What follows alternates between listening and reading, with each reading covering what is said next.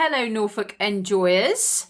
You are listening to episode 2 of season 3 of the Norfolk and Good podcast. I'm Steph. And I'm Andrew. This time of year, especially where we live in Norfolk, is very much, I think, about food and drink and the bounty of the land. Harvest is a really kind of common sight that you see in the more rural areas of Norfolk.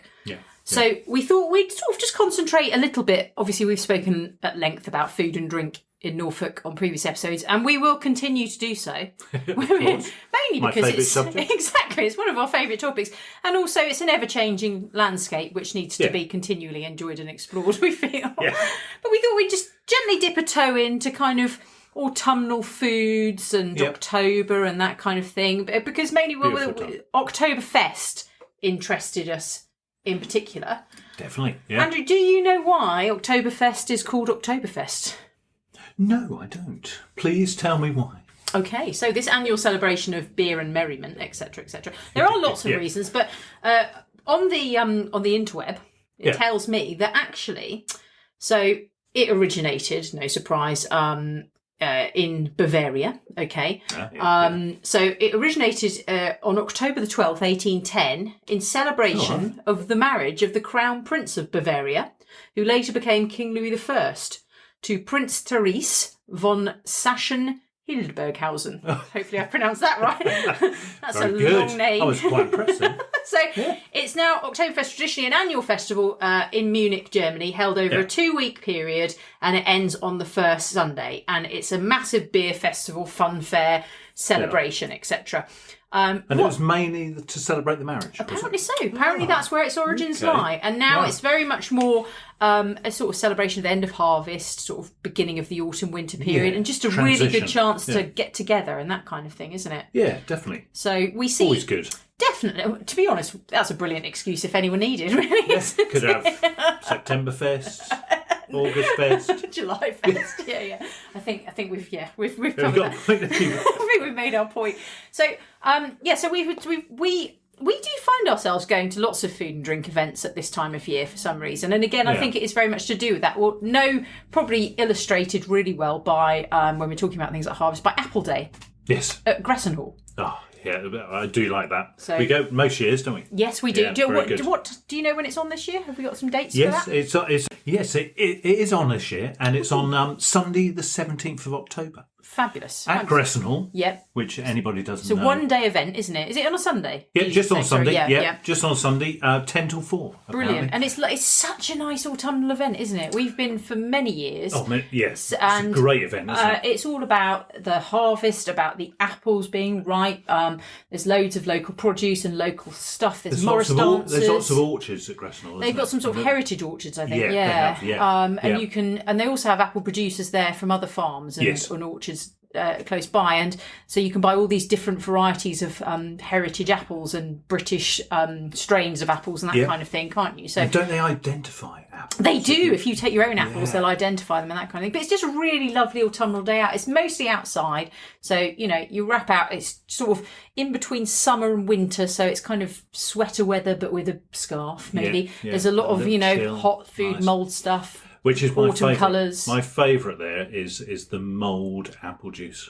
You can't beat mulled apple juice, to be honest with you. It's fantastic. It doesn't have to be alcoholic. If it's mulled, it's just delicious, isn't it? Mulled fruit juice is lovely. No, it really is. And like you said, they have the Morris dancers there, don't they? Yeah, it's really good. Really good day out. So that's a really good event that's coming up. We also have, on the subject of Oktoberfest, so there is actually an Oktoberfest taking place in Galston. At the Ocean Room, I think. Yep. So that's going to be a sort of traditional Oktoberfest, very beer centred. Yeah, there's more and more nowadays, isn't there? Cropping up. They're very, very popular. Yeah, very why popular. Not? I say. And the thought of just sitting along those long benches as well. So you're not separate. You're all on those long benches, all having a drink, and you're all together. Yeah. Really nice, isn't it? And normally there's lots of different foods, isn't there? Well, Normally we do German tend sausage.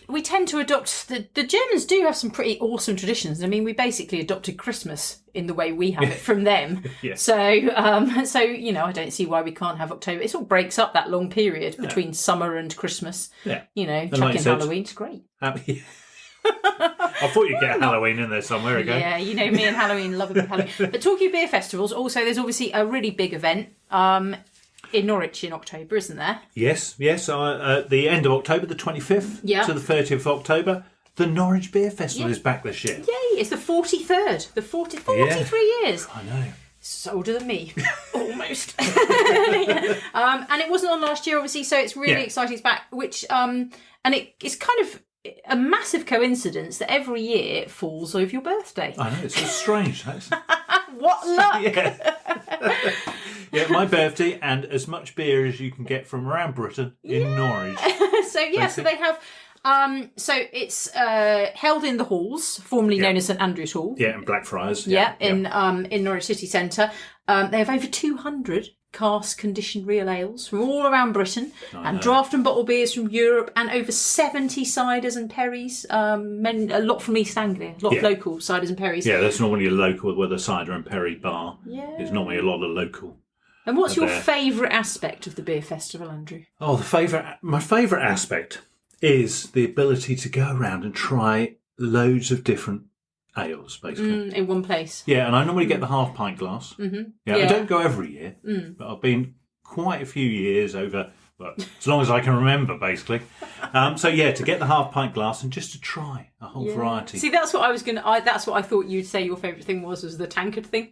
Yeah. Because we've got a few of those in our cupboard and they're really nice. And it's just nice to come away with that memento, I think. It's lovely. It's so lovely and wonderfully Norwich and Norfolk, and a really nice day out and really sociable. And now sort of social events are back on the calendar. I think its return is really welcome this year, isn't it? Yeah, definitely. It's good. Looking forward to going this year, and and just getting in there to experience it again, really. An event that's taking place at the beginning of October, actually on the Saturday the 2nd of October, is the Norfolk Harfest. Oh, Harfest, Yes, which we've been to before, haven't we? Yes, yeah. It's a pure celebration of a Norfolk harvest and the work basically the people of the land do in Norfolk. Yeah, and obviously it's big. Farming is big in Norfolk. Oh yeah, very big, very big. It's nice to see. We drove yesterday past some bales of hay, didn't we? Plenty, sitting in the field. And some massive tractors as well. Yeah, it's a lot of activity actually. At the time of recording this podcast episode, harvest is in full swing. Possibly the entail of harvest, actually. Entail harvest is but there's a lot of tractors on the road. Yeah, a lot of stuff going on in those fields. Yeah, very good. And this is a great celebration of that. And it takes place at the Norfolk Showground. Yes, so it's one day autumn festival. Honestly, they're two of my favourite words, autumn and festival. And to celebrate Norfolk. So honestly, I could not love it more. It's just, what is not to love? Food, drink, Norfolk, autumn, brilliant. Animals, love it. And a bit of music thrown in. Yeah, so they've got a stage with local performers, local bands, local singer-songwriters from Norwich and around. You've got the Norwich Holstein Club Calf Show. Morrison's Wonky Veg. Who doesn't love Wonky Veg? Honestly, the only thing better than Wonky Veg is Rude Veg, in my opinion. Do you know, as an aside, there are Instagram accounts where people share pictures of Rude Veg. They do. And they're almost as successful as some of these, like the Kardashians. Wonky Veg is good. It is. It shouldn't always be. It shouldn't be perfect. No, absolutely. Machinery demonstrations, which, if you know small people, then they love tractors. Really. Do you remember climbing on tractors? Yeah, absolutely. And you've got vintage tractors, which if there's better than big tractors, is vintage tractors. Love it. So tickets £6 per person, under 16, so kids are free, and members of the RNAA are free, and they're the people hosting it, aren't they? Is that the Royal Norfolk Agricultural Association, which do the Norfolk Show, all that. So it's going to be great. Try saying that after a few mould mould ciders and a big meal. Absolutely, yeah. So no, that's a fantastic day out. One further foodie event, which is always worth a look, is the Creek Abbey Farmers Market. Yes. First Saturday of every month. So if you don't catch it in October, then you can try again in November. But we always end up spending a mere fortune when we go, to be honest. Loads of fabulous little local producers, including faves of ours, such as the Staithe Smokehouse. And the Welly Big Bakery, So really good opportunity to try some new local brands and some local food. And again, just get out. And last time we visited, we combined it with a walk. There's lots of walks in the area, so you can make it a kind of full day out. But to be honest with you, I'm a real fan of going to places, mainly outside, as long as it's not too cold, enjoying some good food, some good drinks, some music, some good company. Nice. Honestly, that's a good day out. I love that in Norfolk. Fantastic. It's sort of like a little festival. Really sort of sociable, really fun, and just absolutely great. So Creek Abbey Farmers Market is always worth a look. Yeah, very good. Another Oktoberfest taking place in Norfolk in October. Funnily enough, I know, shock horror. Over at Duration Brewing in Westacre in West Norfolk. Nice. So lovely part of the county. So they were holding their Oktoberfest at the beginning of October, and we thought, why should we tell you about it when they can tell you about it themselves? So true. So true. We thought we would invite Duration Brewing co-founder Miranda Hudson along to have a chat with us about what they do over at Duration and also about their upcoming Oktoberfest celebration. Excellent. Hello there, this is Steph and Andrew from Enjoying Norfolk. Hello, Steph and Andrew. How are you doing? Hello. Hiya. Really well. Thanks ever so much for talking to us this morning, Miranda. We were wondering if perhaps you could sort of introduce yourself and tell us a bit more about you and Duration. Oh, yeah, absolutely. Well, thanks for having us on the podcast, first of all. And, we're a destination farmhouse brewery, Duration Brewing, and we set up at the tail end of 2019 with a purpose to make sort of fresh beers and wild ales that are brewed from nature with purpose. Lovely. So we kind of loved, connecting brewing to its agricultural roots, looking at the fields of barley all around us, working with local producers for, fruits and other sort of additions into the beer, and to make beers with a sense of belonging and that sort of resonate Norfolk. Love that. Well, that is right up our Norfolk street. I think that's a really Norfolk great philosophy. It's such a brand, isn't it? It's just like when you come here. I've been here a lot through my childhood, and as a young adult, I used to come here for parties. And when you discover Norfolk, it is like a gem, and people, you have to want to come here. So often it sort of gets overlooked, and then when you get here, you're like, oh my God, how's all this been going on? It's so true. It's so true. Yeah, I think, having travelled around a bit ourselves, it sounds cliched and cheesy, but there really is nowhere quite like it. No, it's not at all. really distinctive. Draws you back in, doesn't it? Yeah, that's the other thing, Miranda. Once you've been, there's a kind of pull, and also, we're from here, and it's sort of. We tried to leave, but it draws you back in a good way, in the ground, isn't there? My husband and our brewer is from South Carolina. Yeah, okay. And, there's lots of sort of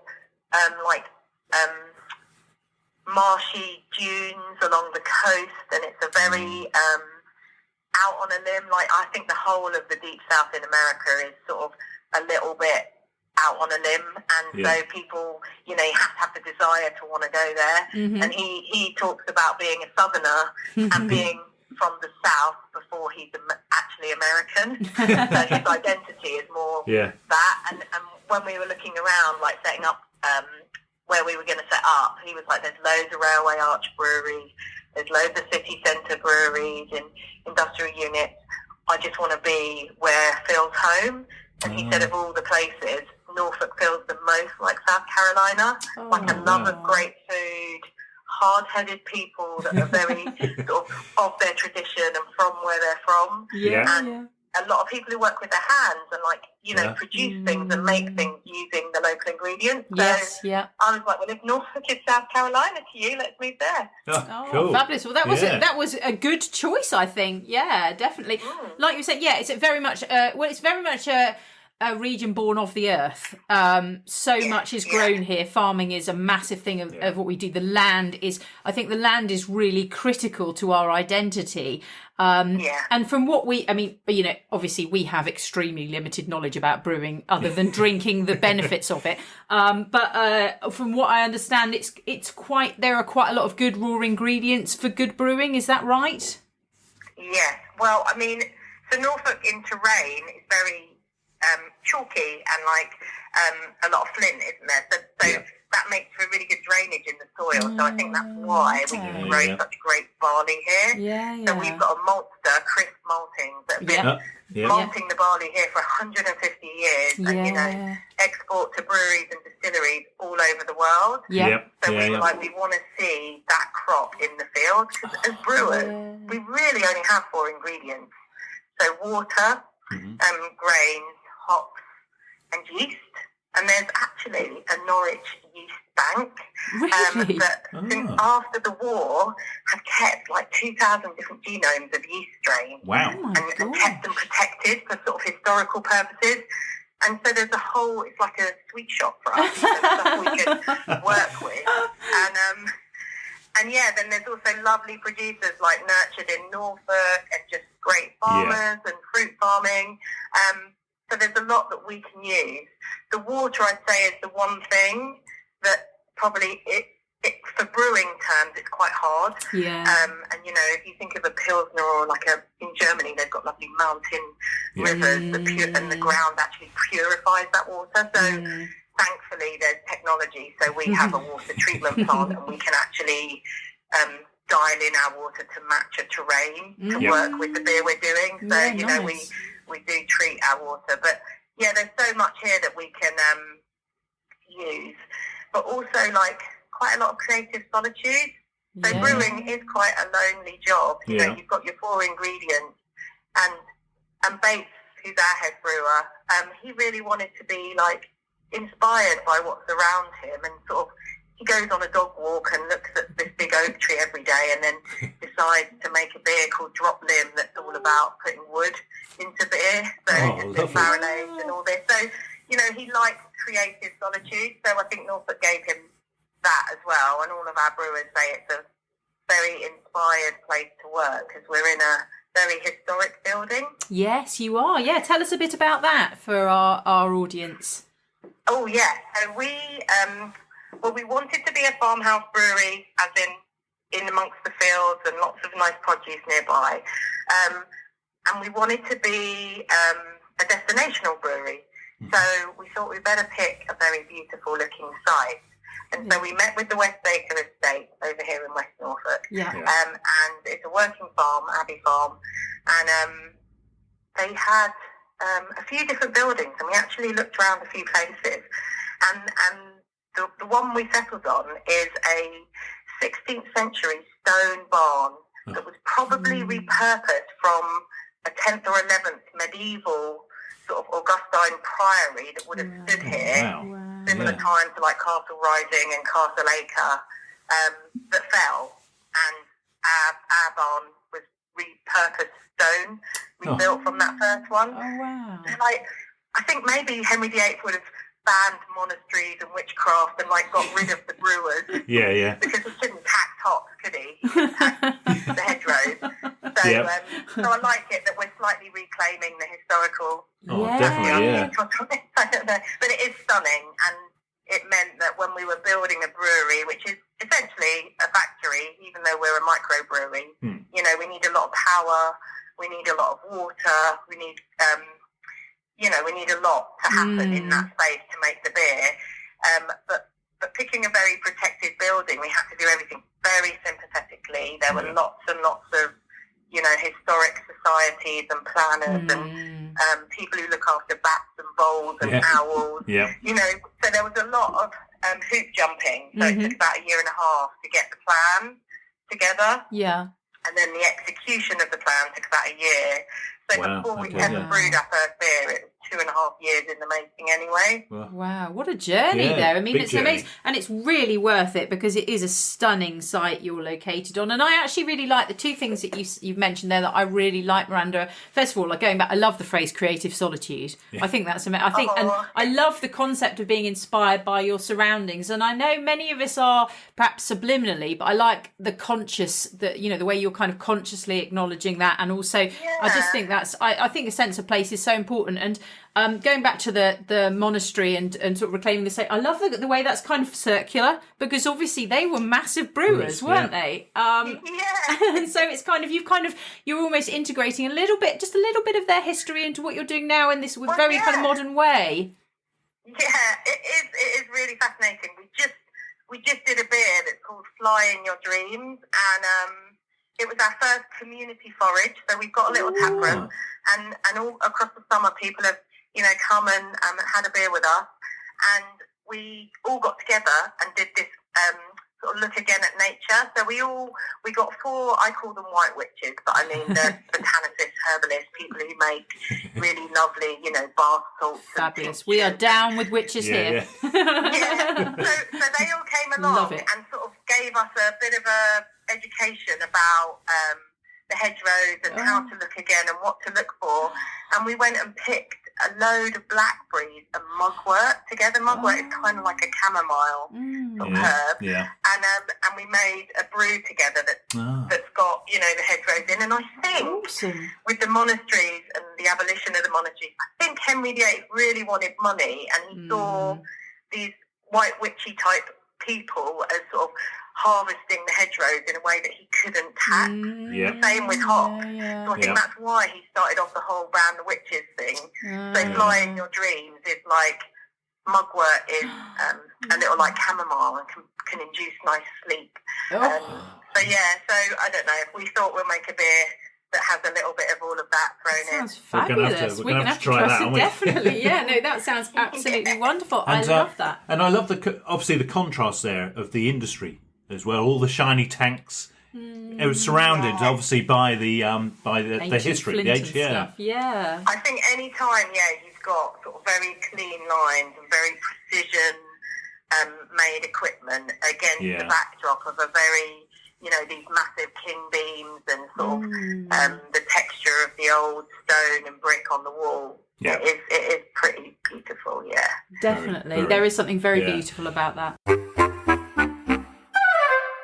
And I have to mention the labels on your. You were going to say that. I love labels on beers and they are fabulous. Just your branding complete. We love everything. Your Instagram is beautiful. So thank you. So what inspires the labels then? So we always design a beer with an occasion where you drink it. So like we've got one called Cutting Grass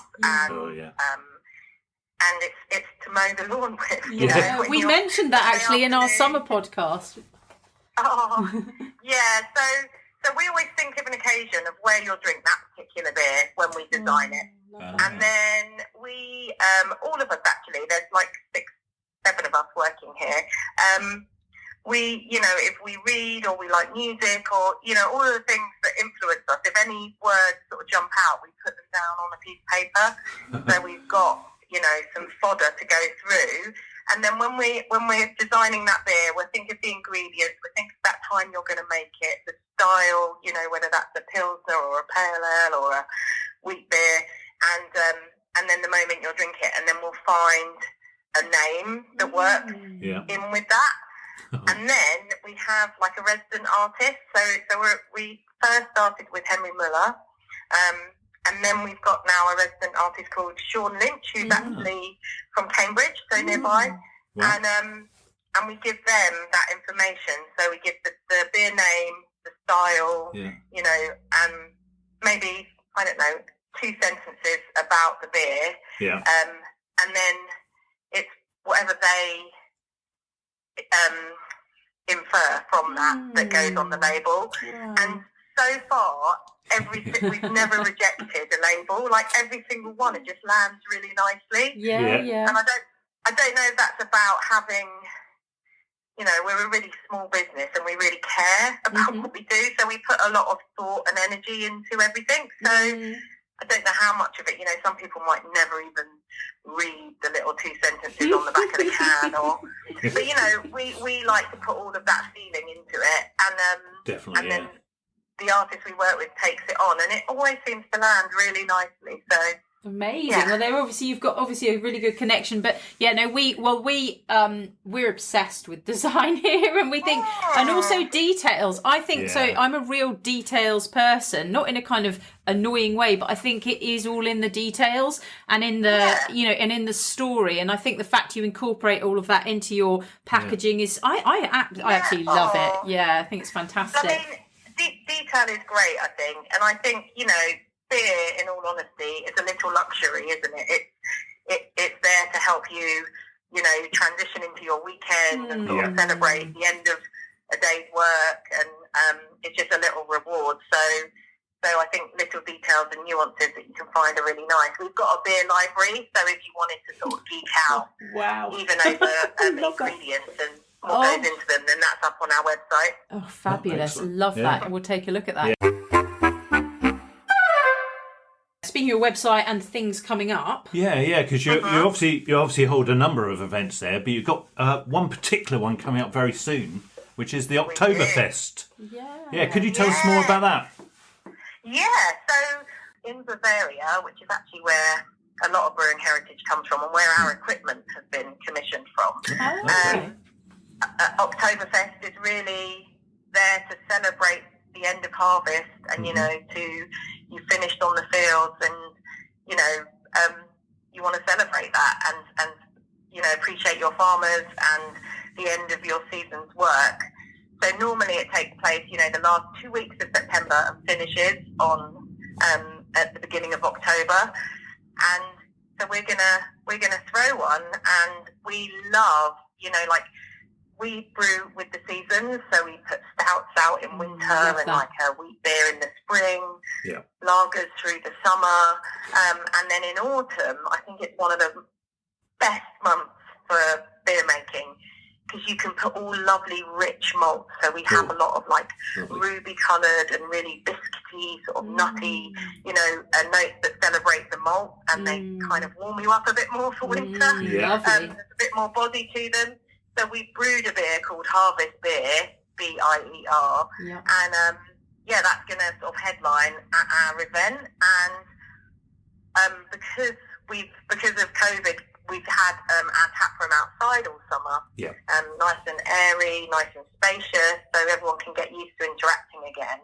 And now it's going to be turning to winter. We've decided to bring tap days inside and have them as tap nights. So Oktoberfest is going to sort of mark the start of tap nights, and we've got the blackberry beer that I was talking about, the witchy beer, and we've got like a lovely rich West Coast IPA called Remember When the Pub, that's layered with lots of beautiful heritage malts that are grown right here in Norfolk, and then of course like a German Pilsner because it's the German festival, and then our street food trader, Fanny Adams, they're going to do a special Oktoberfest menu with, you know, kartoffeln salad and pickles and mustard and bratwurst and you know, lots of lovely things to tuck into.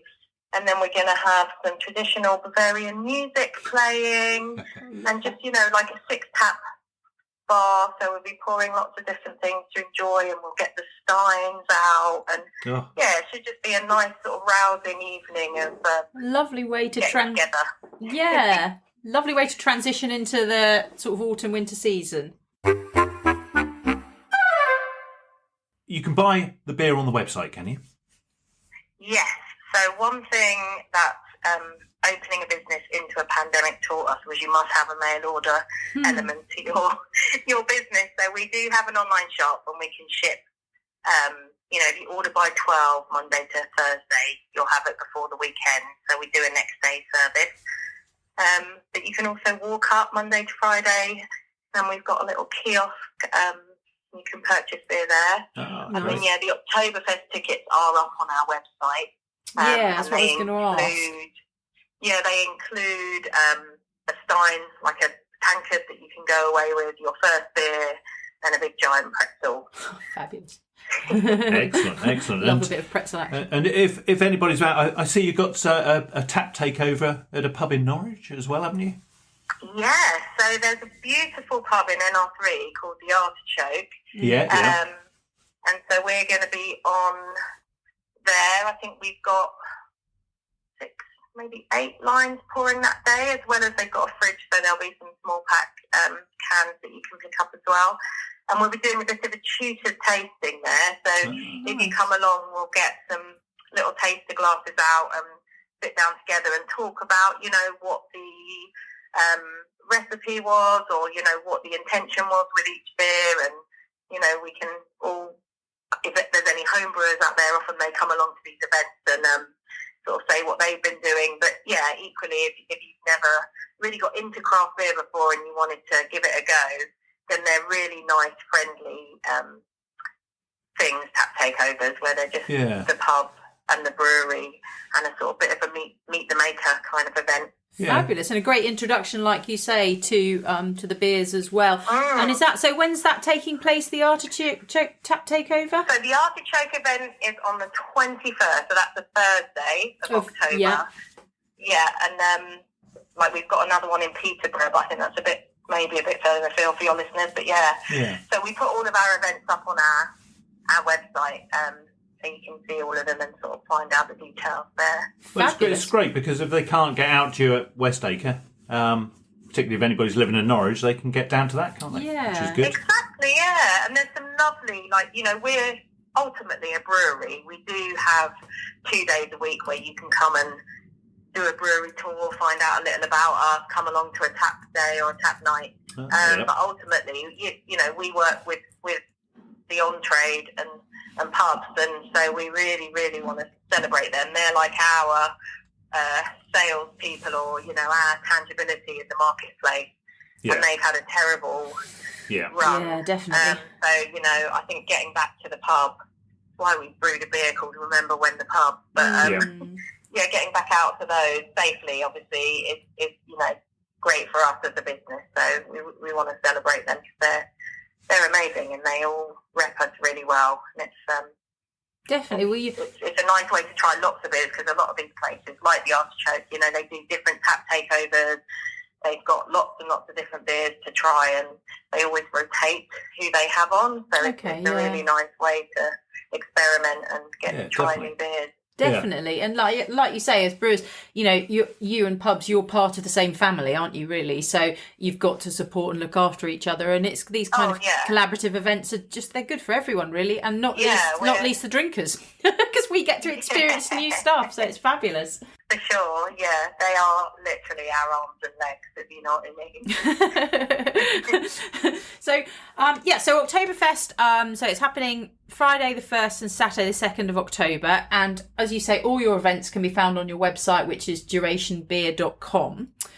Now, that's right, yeah, and I would recommend the Oktoberfest, because there's limited seating inside. I'd recommend booking ahead with a ticket. It's on, the 1st and 2nd from 4 till 8. But we do have our outside setup still up, so we can have overspill guests coming that's good to there. know. So you can book a table outside if inside is filled up. But yeah, we do allow walk-ins, but we've got a certain amount of seating for walk-ins. So yeah, it's always best to book ahead these days, isn't it? Definitely, absolutely, yeah. And sort of before we leave you today, we have to ask you about Norfolk. It's obligatory for the Norfolk and Good podcast. So this would be quite interesting, because obviously you moved in to the area, so it's always great to see it from someone else's eyes. So what are your favourite places and things to do in the county?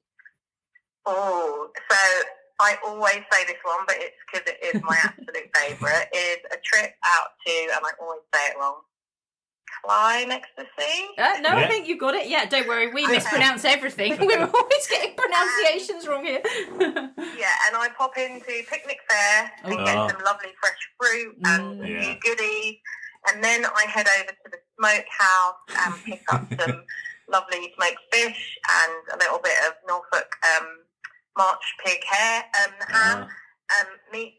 And then I go to Pastinator. Actually, I always go to Pastinator first because they always sell out, let's be honest. And get some pastries and some bread. Yeah. And then I walk out past the RSPB hut just outside the town and go sit on the beach and eat my goodies. And I bring a can of beer with me, obviously. And so I have a total Norfolk lunch with a beautiful Norfolk view looking out at the sea. Oh, that's amazing. Day, that sounds like you say, a perfect day. Yeah, we love Cly as well. It's a really nice place to visit, and it's really...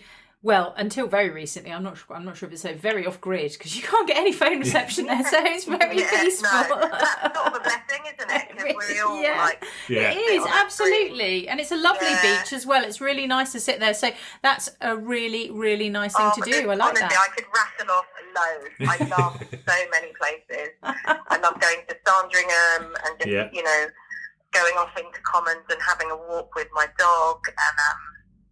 I love Norwich. You know, you could spend a lifetime here and still have more places to go to. Absolutely definitely. True. We end up discovering new things all the time. Honestly, Miranda, it's ridiculous. It's just and we're continually surprised and delighted by stuff we find out about the county and history of the county and all that kind of thing. There's so much Norfolk to enjoy. Definitely. Oh, and I made a little. Coupon for you guys. So any of your listeners, if they did want to order some beer, I don't know if this is allowed. Should I just go for it? Yeah, no, go for it. I'm sure our listeners will be more than happy. If anyone's listening in and wanted to place an order, they just need to go to shop.durationbeer.com, and when they've got their beer in their cart, if they add Beer Adventure, then they will get a nice discount on their beer. Oh, fabulous. Thank you, Brenda. That's really kind of you. Thank you. And we will make sure to share that far and wide. Yes. Thank you so much for your time today. And not at all. We will definitely try and get up to Oktoberfest if we can get some babysitters sorted out. If we didn't have children, we'd be there in a heartbeat. You know, if you're coming and you're happy to sit outside, then it is family friendly, it's dog friendly, it's wheelchair accessible. So okay, well that's good to know actually, because it's quite a fun experience, fun thing to experience. Yeah, no, well I think beer should be quite inclusive. Like if you can't, we set up so that whether you're 8 or 80, you should have a nice time here because I don't think beer should be sociable, an entirely exclusive thing. It should be a very inclusive thing, and we're a family business. So. I think there's still a lot to take away, but no, that's fantastic. Yeah, well, we will look into that. Also, where there's music and food, I mean, it's not just about the beer, the Oktoberfest, is it? We'd love to have you over. Fabulous, thank you, Miranda. Okay, right, well, we'll leave it there, and we'll hopefully catch up with you soon. Oh, thanks so much. Cheers. Bye. Bye. That was absolutely wonderful to speak to Miranda. Yeah, really interesting. Very interesting duration brewing, isn't it? I absolutely adore their philosophy. I love the way that they've approached everything they've done, to be honest with you. If it sounds like I'm gushing, it's because I am. Yeah. No, I really do. The location of the brewery. The whole philosophy, the way they connect it back and their design. And also we have obviously tasted some of their beers. Oh, we have, yes. Which is obligatory if you're going to talk about them. And they are fabulous. Yeah, no, they're really, really worth a look. The new ones sound excellent as well. We will definitely be getting some of that,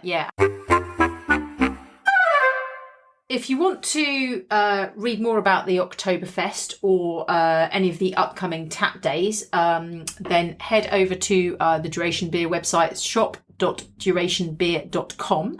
If you want to buy some beer and they deliver it to your house, which is what we've done, so you don't even need to go out for it, it's brilliant, then you can use the discount code which Miranda kindly mentioned for 10% off. And you just type in the promo code Beer Adventure when you are checking out, and you're good to go. Hope that has given you some ideas of some fabulous food and drink events happening in Norfolk over the coming weeks. If you would like some more ideas of things to do in Norfolk this autumn, then have a look at the blog on our website, enjoyingnorfolk.co.uk, because we have created a sort of roundup list, haven't we, of things that are happening across the county. Obviously there is so much stuff going on, so we've just picked stuff that interests us, that we're going to ourselves basically. So while it's not a complete list, we think that it certainly should provide some good ideas. Great, to be honest, if you did all the stuff on the list, you'd be completely busy, too busy to do anything else anyway. You'd have thoroughly enjoyed Norfolk.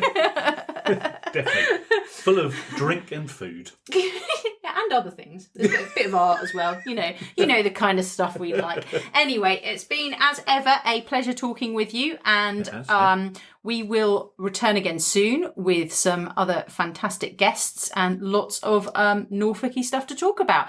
Meanwhile, stay well, and we look forward to enjoying Norfolk with you again soon. Bye-bye. Bye.